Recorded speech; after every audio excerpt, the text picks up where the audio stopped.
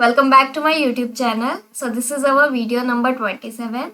We have done 260 questions. So I hope आपने उसे देख लिया होगा. अगर नहीं भी देख लिया हो तो प्लीज़ आप उसे जाके देख लीजिए. एंड अगर आपने मेरे चैनल को अब तक सब्सक्राइब नहीं किया तो प्लीज़ सब्सक्राइब कीजिए because this series is very very important. और चलिए देखते हैं कि आज के वीडियो में हमारे पास कौन कौन से न्यू क्वेश्चन हैं. ठीक है. So without a further do let's begin with the video. So हमारा जो फर्स्ट क्वेश्चन है for this given video is while using air blast circuit breaker, current chopping is a phenomena often observed when options are a long overhead line is switched off, a bank of capacitors is switched off, a transformer on no load is switched off, a heavy load is switched off. सो इस question में हमें एक term दिया गया है which is nothing but current chopping. So current chopping का मतलब क्या होता है?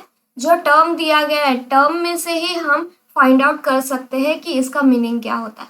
करंट का चॉप हो जाना, करंट का चॉप हो जाना मतलब current chopping. So current chopping में क्या होता है? जब करंट धीरे धीरे चॉप होते जाता है तो करंट चॉपिंग मतलब करंट डिक्रीज हो रहा है. सो करंट डिक्रीमेंट के वजह से क्या होता है? एक वोल्टेज जनरेट हो जाता है अक्रॉस सर्किट ब्रेकर.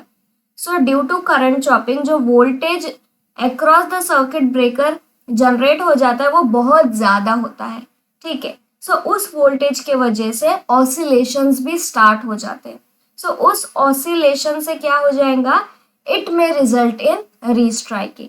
और रीस्ट्राइकिंग किस वजह से होता है? Due to prospective voltage. जो वोल्टेज जनरेट हो रहा है अक्रॉस द सर्किट ब्रेकर उसे हम प्रोस्पेक्टिव वोल्टेज कहेंगे. और प्रोस्पेक्टिव वोल्टेज का वैल्यू क्या होता है? V is equals to I under root L by C. ये प्रोस्पेक्टिव वोल्टेज है, इसके वजह से ही रीस्ट्राइकिंग फिर से हो सकता है. ठीक है. सो हमें क्वेश्चन में कुछ फिनोमिना के रिगार्डिंग पूछा गया है. सो चलिए हम उसे देखते हैं. अगर सर्किट ब्रेकर इंटरप्ट हो रहा है लो मैग्नीट्यूड इंडक्टिव करंट पे. ठीक है, ध्यान से सुनिए. अगर सर्किट ब्रेकर इंटरप्शन दे रहा है लो मैग्नीट्यूड इंडक्टिव करंट पे, सो जो मैग्नेटाइजिंग करंट होता है ट्रांसफॉर्मर का वो एब्रप्टली जीरो हो जाता है. जो मैग्नेटाइजिंग करंट होता है ट्रांसफॉर्मर का वो एब्रप्टली जीरो हो जाता है while before the natural current gets zero.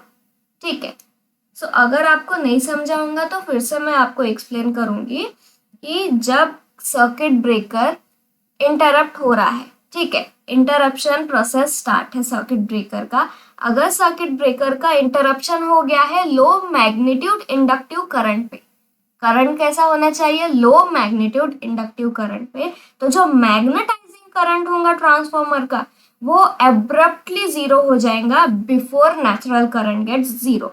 अगर नेचुरल करंट से पहले ही हमारा करंट जीरो हो जाएगा then huge amount of voltage is going to generate across the circuit breaker. और वही वोल्टेज होता है हमारा प्रोस्पेक्टिव वोल्टेज विच में रिजल्ट इन रीस्ट्राइकिंग अगेन. सो ये जो करंट चॉपिंग फिनोमिना होता है ना, ये बहुत ही सीवियर होता है during low interruption of low magnetizing current. So अगर मैग्नेटाइजिंग करंट लो रहा तब जो करंट चॉपिंग फिनोमिना होता है वो बहुत ज़्यादा सीवियर होता है. ठीक है. सो लो मैग्नेटाइजिंग करंट हमें ट्रांसफॉर्मर में देखने को मिलता है. So due to current chopping restriking voltage generate होता है. ठीक है, रीस्ट्राइकिंग वोल्टेज जनरेट हो जाता है and that is very very highly stressed. ठीक है, उसके वजह से बहुत ज़्यादा स्ट्रेस हो जाता है और ये ज़्यादातर एयर ब्लास्ट सर्किट ब्रेकर में ही देखने को मिलता है. एज यू कैन सी कि क्वेश्चन में हमें एयर ब्लास्ट सर्किट ब्रेकर के ही रिगार्डिंग में दिया गया है. ठीक है. सो जो करेक्ट आंसर है for this given question is a transformer on no load is switched off. So I hope आपको ये समझ में आया होगा. So moving towards next question. The most efficient torque producing actuating structure for induction type relay is dash. So options are shaded pole structure, watt hour meter structure, induction cup structure and single induction loop structure. ठीक है, सो इसमें से हमें find out करना है कि most efficient torque producing structure कौन सा होने वाला है। ठीक है, एज यू ऑल नो कि इंडक्शन कप स्ट्रक्चर ये बहुत ज़्यादा इफिशिएंट होता है। क्यों? बिकॉज इसका जो टॉर्क होता है वो टॉर्क का वैल्यू ज़्यादा होता है। सो जो टॉर्क का प्रोडक्शन होता है वो induction type relay but which is induction cup type structure में बहुत ज़्यादा होता है। ठीक है, क्यों ज़्यादा होता है? बिकॉज इसकी इफिशियंसी ज़्यादा होती है। ठीक है, इफिशियंसी ज़्यादा होने के कारण लॉसेस कम हो जाते हैं। लॉसेस कम हो जाने के कारण मैकेनिकल लॉसेस भी कम है एंड आयरन लॉसेस भी कम है। ठीक है, दैट मीन्स जो भी हमारे एरर्स है वो कम होने वाले हैं। बिकॉज लॉसेस कम है ना, दैट मीन्स एरर कम हो जाएंगे, इफिशियंसी ज़्यादा मिलेंगी, जो टॉप का प्रोडक्शन है वो ज़्यादा मिलेगा एंड जो वेट है उसका ओवरऑल जो वेट होने वाला है वो कम होता है। ठीक है, if I have to write here, जो हमारा इंडक्शन टाइप रिले होता है, इंडक्शन टाइप रिले का इफिशियंसी वो ज़्यादा होता है। ठीक है, इफिशियंसी ज़्यादा होने के कारण जितने भी लॉसेस होने वाले हैं वो लॉसेस कम होते हैं। ठीक है, अगर लॉसेस कम होंगे दैट मीन्स एरर कम होने वाला है। सो एरर, जो भी हम उसे फ्रिक्शनल एरर कहते हैं, frictional error is nothing but inversely proportional to torque by weight. So आपको पता है कि इसका टॉर्क सबसे ज़्यादा होता है। ठीक है, मोस्ट इफिशिएंट टॉर्क होता है इंडक्शन कप टाइप स्ट्रक्चर में। सो टॉर्क ज़्यादा होता है, वेट कम होता है, दैट मीन्स एरर का वैल्यू कम होता है। अगर एरर का वैल्यू कम है दैट मीन्स इफिशियंसी हमें सबसे बेस्ट मिलने वाली है in induction cup structure. So जो करेक्ट आंसर है for this given question is option number C. So moving towards next question. So the question is, a power system network with a capacity of 100 MVA has a source impedance of 10% at a point. The fault level at that point is dash. तो हमें यहाँ क्या find out करना है? Simply we need to find out short circuit MVA value. ठीक है, fault level find out करना है, that means short circuit MVA का वैल्यू हमें फाइंड आउट करना है. सो ओवरऑल जो MVA दिया गया है वो कितना दिया गया है? It is nothing but 100 MVA. और इम्पिडेंस का कितना वैल्यू दिया गया है? सोर्स इम्पिडेंस का वैल्यू 10% दिया गया है, that means Z is equals to 0.1 per unit value. ठीक है, so now we have to find out short circuit MVA value. So short circuit MVA का वैल्यू हम कैसे फाइंड आउट कर सकते हैं? So you can write short circuit MVA is equals to, जो MVA already हमें क्वेश्चन में दिया गया है उसे हम कंसिडर करेंगे. So it is nothing but MVA जो गिवन है divided by Z per unit, और Z पर यूनिट जो क्वेश्चन में हमें एज अ परसेंटेज के फॉर्म में दिया गया है. ठीक है, आप यहाँ वैल्यू सब्स्टिट्यूट कीजिए. So after substitution you are going to get 100 divided by 0.1. So जो शॉर्ट सर्किट MVA का वैल्यू आने वाला है that is going to be 1000 MVA. So it is an option number D. So option number D is only correct answer for this. So जो fault level find out करना था at a given point is nothing but 1000 MVA value. So moving towards next question. So the next question is, in a power station, the cost of generation of power reduces most effectively when? Options are diversity factor alone increases, both diversity factor and load factor increases, load factor alone increases, and both diversity factor and load factor decreases. So we have certain information regarding this. So let's discuss about that. So हमारे पास है load consideration का कुछ information regarding load factor and diversity factor. So load factor क्या होता है? Load factor is nothing but the ratio of average load to the maximum demand during a period is known as load factor. So आप यहाँ देख सकते हो that load factor ये एक रेशियो होता है average load divided by maximum demand. Also there is one formula for load factor, average value को आप अगर टाइम से मल्टीप्लाई कर दो एंड ऑल्सो डिनोमिनेटर में भी मैक्सिमम डिमांड को अगर टाइम से आप मल्टीप्लाई कर दो, then what you are going to get, you are going to get units generated in T hours divided by maximum demand into T hours. ठीक है, सो ये भी एक फॉर्मूला होता है लोड फैक्टर का। नाउ अगर लोड फैक्टर लेस देन 1 है, ठीक है, दैट मीन्स मैक्सिमम डिमांड हमारा ज़्यादा होना चाहिए, then only we are going to get load factor less than 1। So load factor is always always less than 1 because average load का जो वैल्यू होता है वो स्मॉल होता है compare to maximum demand, because maximum demand ज़्यादा होता है एंड एवरेज लोड का वैल्यू, जो भी हम लोड, जितने भी लोड होंगे उसका अगर हमने एवरेज निकाल दिया then it is going to be less than maximum demand only. So load factor का value always less than 1 होता है। Load factor is used to know the overall cost per unit generated. So यहाँ से इस formula में से हम find out कर सकते हैं कि कितना यूनिट्स जनरेट हो गया है। ठीक है, so higher the load factor of the power station, lesser will be the cost per unit generated. सो जितना ज़्यादा लोड फैक्टर होगा उतना ही कॉस्ट कम लगेगा हमें। ठीक है, यूनिट्स जनरेट करने के लिए कॉस्ट कम लगने वाला है if the load factor is more. Now moving towards diversity factor. So diversity factor क्या होता है? It is nothing but the ratio of sum of individual maximum demand to the maximum demand on the power station. So इस box में आप देख सकते हो कि यहाँ डाइवर्सिटी फैक्टर क्या दिया गया है? इट इज नथिंग बट एक रेशियो है। किस चीज का ratio? Sum of individual maximum demand by maximum demand on power station. So diversity factor is always greater than 1 क्योंकि इंडिविजुअल मैक्सिमम डिमांड्स हमें कैलकुलेट करना है और उन सारे के सारे इंडिविजुअल मैक्सिमम डिमांड का हमें सम करना होगा which is always always greater than maximum demand on power station. ठीक है, सो ज्यादा अगर डाइवर्सिटी फैक्टर रहेगा then we are going to get less cost of generation of power. ठीक है, सो हमारे क्वेश्चन में भी यही रिलेटेड कुछ पूछा गया था related to this one and this one. ठीक है, सो चलिए क्वेश्चन की और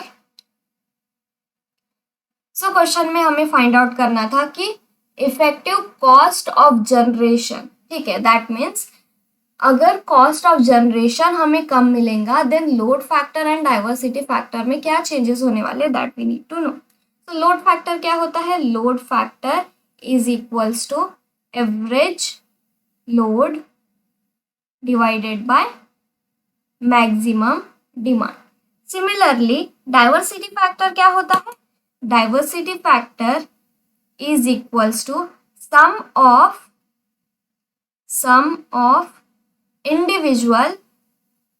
individual maximum demand divided by maximum demand on power station। ठीक है, सो अगर हमें effective cost of generation find out करना होगा, दैट मीन्स जहां हमें कॉस्ट ऑफ जनरेशन कम मिलने वाला, अगर कॉस्ट ऑफ जनरेशन कम मिलेगा that means we need to consider low maximum demand value. अगर मैक्सिमम डिमांड कम होगा, ठीक है, डिमांड ही कम होगा that means cost of generation भी हमें कम करना होगा। अगर डिमांड ज़्यादा होगा देन जनरेशन हमें ज़्यादा मिलेगा एंड उसका कॉस्ट भी हमें ज़्यादा मिलेगा। ठीक है, according to the maximum demand. अगर मैक्सिमम डिमांड कम है, जो हमारे कंज्यूमर्स है उनका अगर डिमांड कम होगा देन हमें जनरेशन भी कम करना होगा। अगर जनरेशन कम होगा देन कॉस्ट ऑफ जनरेशन भी कम होगा। बट अगर कंज्यूमर को ज़्यादा चाहिए होगा पावर, सो अगर ज़्यादा पावर के लिए हमें हमारा जनरेशन भी बढ़ाना होगा। अगर जनरेशन ज़्यादा होगा देन कॉस्ट ऑफ जनरेशन का वैल्यू भी ज़्यादा होगा। सो हमें एक ऐसा ऑप्शन फाइंड आउट करना होगा जिसमें हमारा cost of generation of power कम होना चाहिए। ठीक है, कॉस्ट ऑफ जनरेशन कम चाहिए देन मैक्सिमम डिमांड भी कम चाहिए। ठीक है, मैक्सिमम डिमांड अगर कम होगा दैट मीन्स लोड फैक्टर ज्यादा मिलेगा. सिमिलरली हियर मैक्सिमम डिमांड अगर कम होगा देन डाइवर्सिटी फैक्टर भी ज्यादा मिलेगा. So in a power station the cost of generation of power reduces more effectively when both load factor and diversity factor increases. So option number B is only correct answer for this. So I hope आपको ये समझ में आया होगा. So moving towards next question. In the optimum generator scheduling of different power plants, the minimum fuel cost is obtained when options are only the incremental fuel cost of each plant is the same, the penalty factor of each plant is the same, the ratio of the incremental fuel cost to the penalty factor of each plant is the same, the incremental fuel cost of each plant multiplied by its penalty factor is same. So question में हमें दिया गया है कि optimum generator scheduling करना होगा different plants का. ठीक है, डिफरेंट डिफरेंट प्लांट्स है, उनके शेड्यूलिंग भी डिफरेंट डिफरेंट होने चाहिए. क्यों? क्योंकि हमें मिनिमम फ्यूल कॉस्ट ऑब्टेन करना होगा. अगर मिनिमम फ्यूल कॉस्ट मिलना चाहिए देन ऐसी कौन सी कंडीशन होनी चाहिए जिसमें हमें ऑप्टिमम जनरेटर शेड्यूलिंग मिल सके ऑफ डिफरेंट प्लांट्स. ठीक है, so there is one condition. कौन सा कंडीशन है वो? सो अगर आपने incremental fuel cost of each plant को पेनल्टी फैक्टर से मल्टीप्लाई कर दिया देन आपको मिनिमम फ्यूल कॉस्ट मिल सकता है. ठीक है, that means incremental fuel cost IC को अगर आपने पेनल्टी फैक्टर से मल्टीप्लाई कर दिया पेनल्टी फैक्टर से then you are going to get minimum fuel cost. Minimum fuel cost. ठीक है, सो मिनिमम फ्यूल कॉस्ट आपको मिल सकता है. सिमिलरली आपको क्या करना होगा, जितने भी डिफरेंट डिफरेंट पावर प्लांट्स होंगे उन सब का अगर आपको शेड्यूलिंग करना है then you have to equalize everything. That means IC1 L1 is equals to IC2 into L2 is equals to IC3 into L3 and so on. अगर आपने ये सारे के सारे multiplication factors that means incremental cost into penalty factor को equalize कर लिया then you are going to get minimum fuel cost. ठीक है, so option number D is only correct answer for this given question. So I hope आपको ये समझ में आया होगा. Now moving towards next question. So our question is shunt compensation in an EHV line is used to dash. So options are improve stability, reduce the fault level, improve the voltage profile, substitute for synchronous phase modifier. So shunt compensation technique ये extra high voltage line में employ किया जाता है, but क्यों? That is the question. ठीक है, we have certain information regarding the compensation technique. So चलिए हम इसे वन बाय वन डिस्कस कर लेते हैं. ठीक है, so we have here two different types of compensation. First one is series compensation and second one is shunt compensation. So series compensation में भी दो डिफरेंट टाइप्स के कॉम्पनसेशंस होते हैं. First one is series capacitor compensation and second one is series inductor compensation. And also shunt में भी दो different types के कॉम्पनसेशन टेक्निक्स आते हैं. First one is shunt capacitor compensation technique and shunt inductor compensation technique. So हमने इसके regarding बहुत ज़्यादा डिटेल में डिस्कस कर लिया है आई थिंक वीडियो नंबर 23 या 24 में.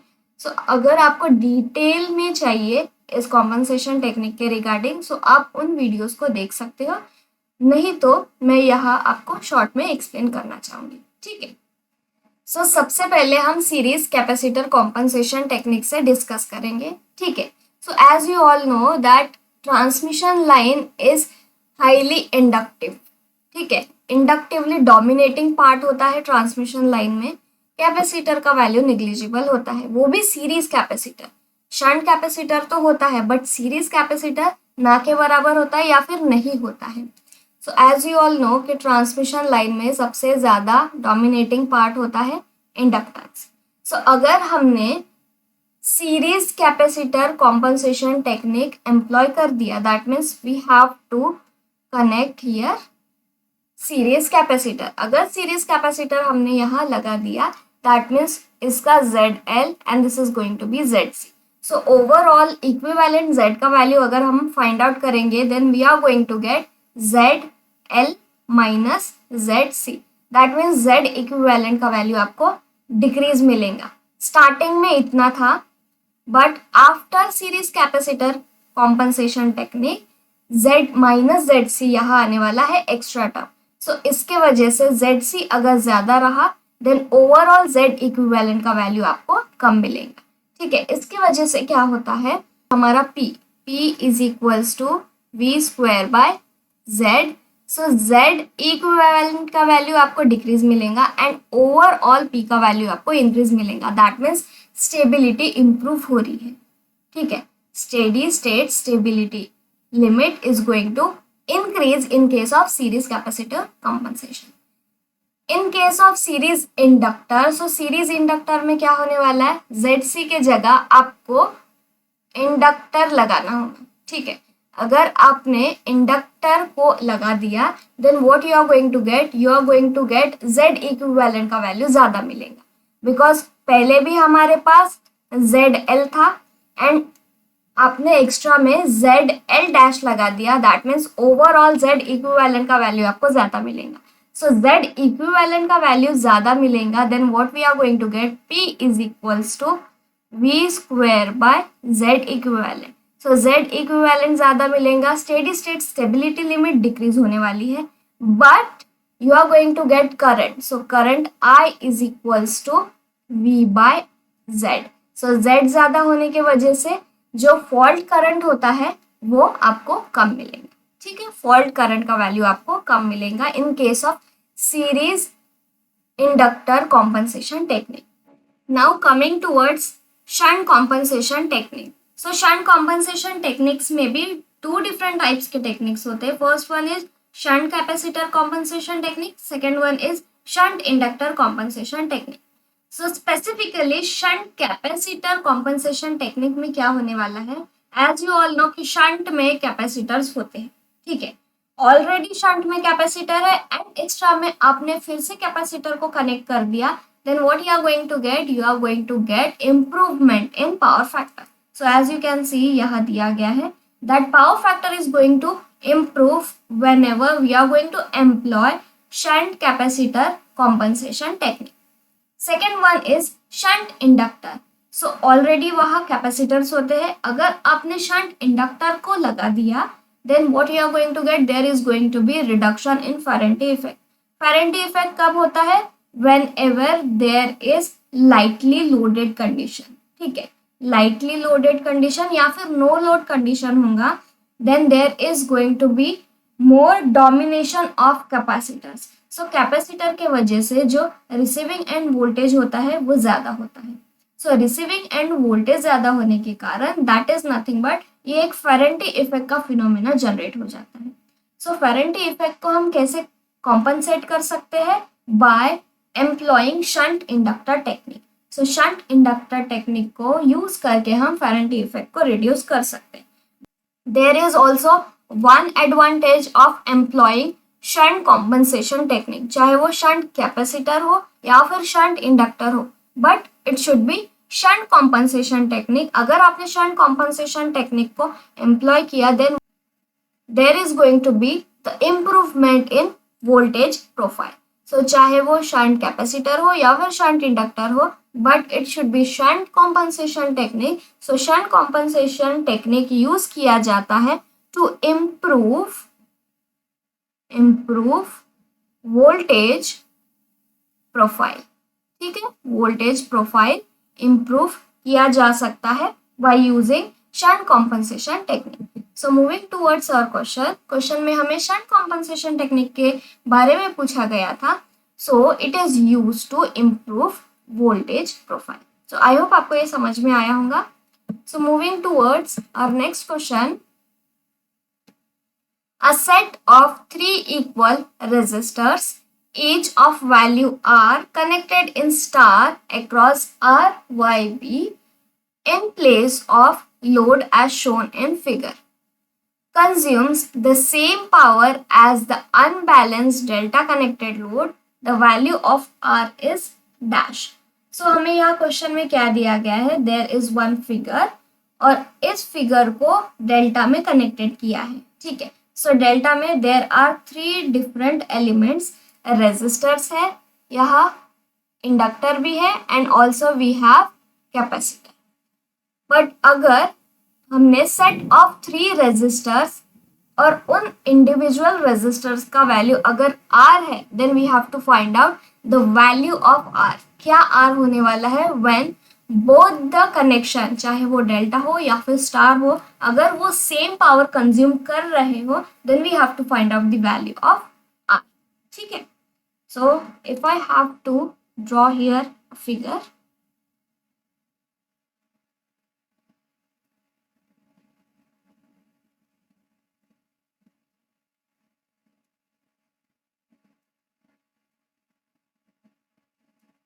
इंडिविजुअल रेजिस्टर्स का वैल्यू क्या है, R.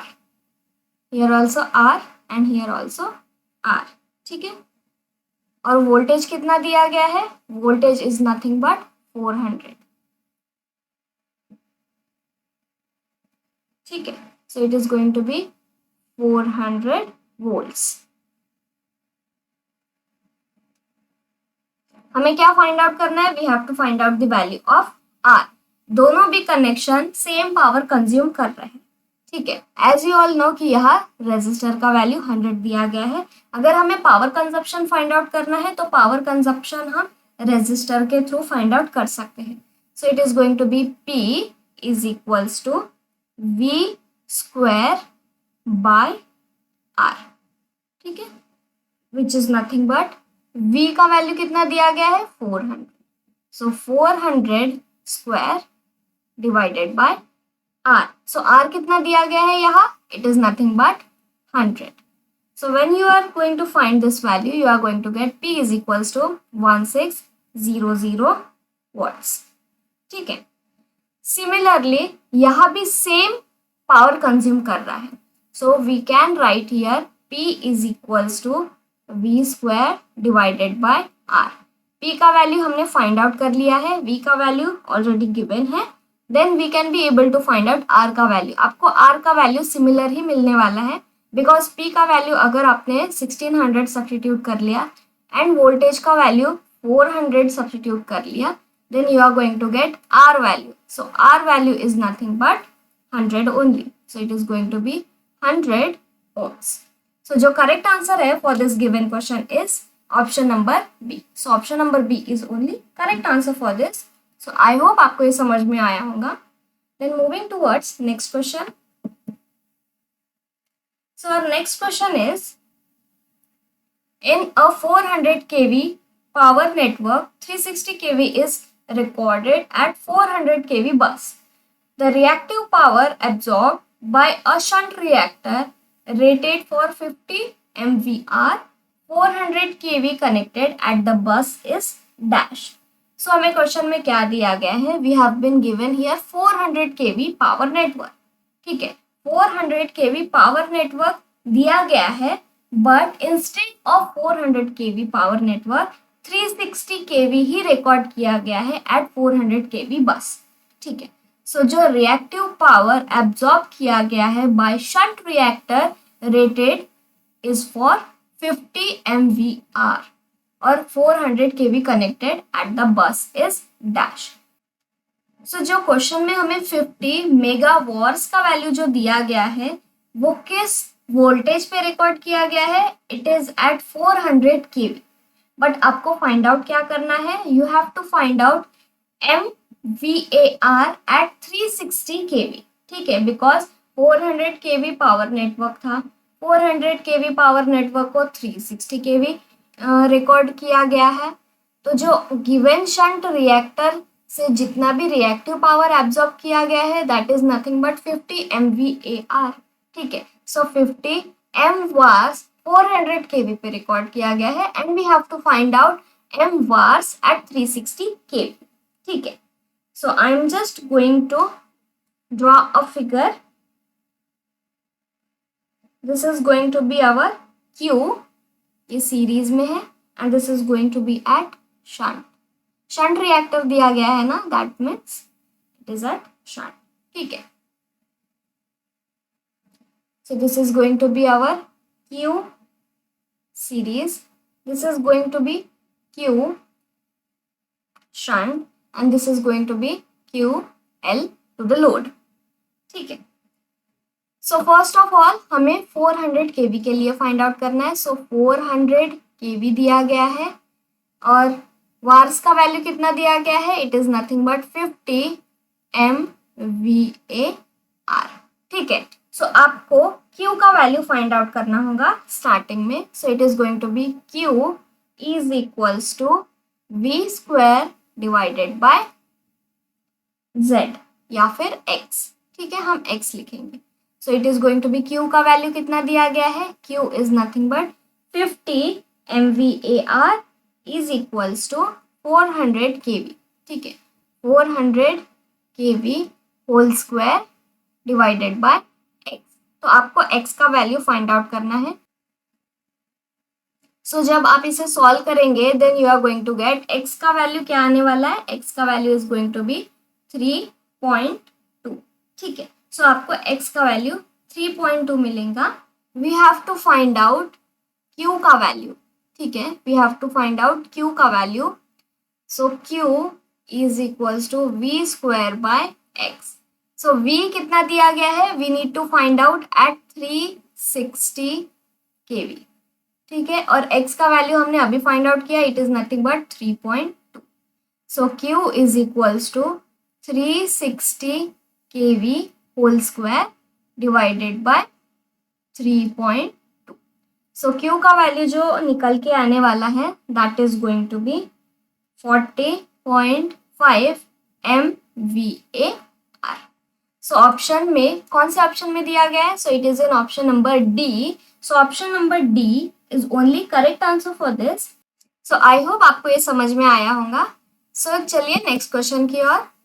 So our question is which of the following statement is true. So options are steady state stability limit is greater than transient stability limit, steady state stability limit is equals to transient stability limit, steady state stability limit is less than the transient stability limit, no generalization can be made regarding the equality or otherwise of the steady state stability limit and transient stability limit। So there are certain statements जो steady state stability limit and transient stability limit के regarding दिया गया है। So we have to find out कि कौन सा correct statement होना चाहिए। ठीक है, so as you all know there are two different types of disturbances. ठीक है, first one is small signal disturbance and second one is large signal disturbance. So जो स्मॉल सिग्नल डिस्टर्बेंस होता है उसमें भी दो टाइप्स आते हैं। First one is steady state stability limit जो कि स्मॉल डिस्टर्बेंस होता है, and second one is dynamic stability. So जो डायनेमिक स्टेबिलिटी होता है ये भी स्मॉल होता है, ये स्मॉल तरीके का ही डिस्टर्बेंस होता है but it is going to be periodic. And second one we have here is large signal disturbance. So जो लार्ज सिग्नल डिस्टर्बेंस होता है उसमें ट्रांजिएंट स्टेबिलिटी आता है। ठीक है, so if I have to write here two types of disturbances, so कौन कौन से होते हैं, first one we have here is small signal disturbance, second one we have here is large signal disturbance. ठीक है, सो स्मॉल सिग्नल डिस्टर्बेंस में दो types आते हैं। First one we have here is steady state stability limit and second one we have here is dynamic stability। ठीक है, dynamic stability। large signal disturbance में आता है transient stability। ठीक है, transient stability। so जो steady state stability limit होता है ये small disturbance होता है, it is small disturbance। जो dynamic stability होता है it is also small but it is periodic, it is periodic. ठीक है, next one we have here is large signal disturbance. So large signal disturbance में आता है transient stability and it is large disturbance. ठीक है, it is large disturbance. But अगर हमें यहाँ फाइंड आउट करना होगा कि कौन सा स्टेबिलिटी लिमिट ज्यादा होता है, कौन सा स्टेटमेंट इसमें से करेक्ट होना चाहिए, so that is going to be सबसे ज्यादा जो लिमिट होता है, जिसका सबसे ज्यादा स्टेबिलिटी लिमिट होता है, that is nothing but dynamic stability limit. ठीक है, डायनेमिक स्टेबिलिटी सबसे ज्यादा होता है. फिर उसके बाद में स्टेडी स्टेट स्टेबिलिटी लिमिट सबसे ज्यादा होता है एंड लास्ट में हमारे पास ट्रांजिएंट स्टेबिलिटी लिमिट होता है. ठीक है, बट हमें ऑप्शंस में regarding steady state stability limit और ट्रांजिएंट स्टेबिलिटी लिमिट के रिगार्डिंग पूछा गया है. Then from these two we can be able to conclude that steady state stability limit is always greater than transient stability limit. So जो correct answer है for this given question is option number A. So option number A is only correct answer for this. So moving towards next question, and this is going to be the last question for this given video. The lightning arresters are used in power system to protect the electrical equipment against dash. So हमने already lightning arrester के बारे में पिछले video में discuss कर लिया है.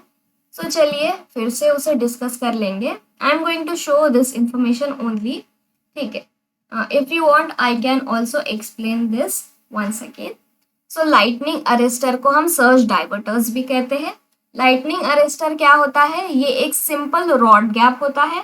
ठीक है, and it has non linear characteristic. आप यहाँ देख सकते हो that we have R on Y axis and we have V on X axis. और जब हम इसका कैरेक्टरिस्टिक ड्रॉ करते हैं then we are going to get non linear resistor characteristic.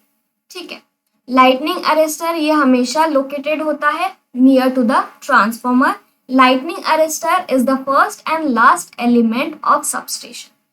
सो जो इम्पल्स रेशियो होता है लाइटनिंग अरेस्टर का वो लो होता है.